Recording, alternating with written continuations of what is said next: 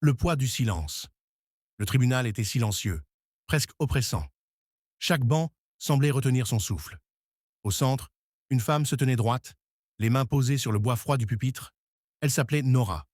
Et aujourd'hui, elle allait affronter le passé qu'elle avait tenté d'enterrer pendant 20 ans.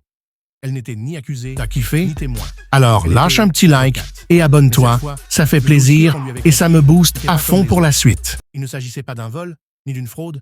C'était une affaire de justice oubliée, d'un homme brisé par le système. Et cet homme, c'était son père. Nora avait grandi avec un mensonge soigneusement entretenu.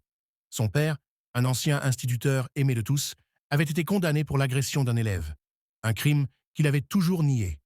On l'avait arrêté, jugé, sali, puis oublié. Nora n'avait que 8 ans à l'époque. On lui avait dit « Ton père a fait quelque chose de mal ».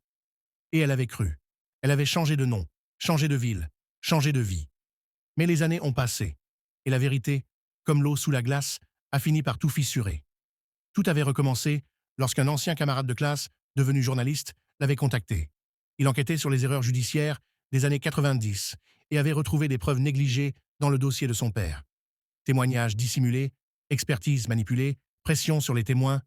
Plus elle lisait, plus Nora comprenait qu'on avait volé à son père, non seulement sa liberté, mais aussi sa dignité. Alors, elle a décidé de reprendre l'affaire. Pas en tant que fille, mais en tant qu'avocate. Face au juge, elle a raconté ce que personne n'avait voulu entendre à l'époque. Comment le principal du collège avait des intérêts personnels à faire taire son père. Comment l'élève plaignant avait changé de version 3 fois. Comment aucun avocat digne de ce nom n'avait défendu son père à l'époque. Elle n'avait pas besoin de crier. Sa voix, calme et posée, portait le poids de l'évidence. Dans la salle, un vieil homme la regardait. Lui, son père.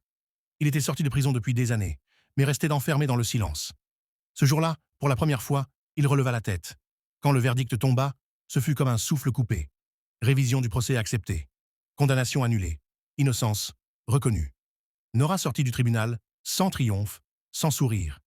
Elle alla s'asseoir près de son père, sur un banc en pierre. Il ne dit rien. Elle non plus. Mais sa main glissa lentement dans la sienne, et il serra. Parfois, la rédemption ne se crie pas. Elle se vit en silence, dans les interstices de la douleur.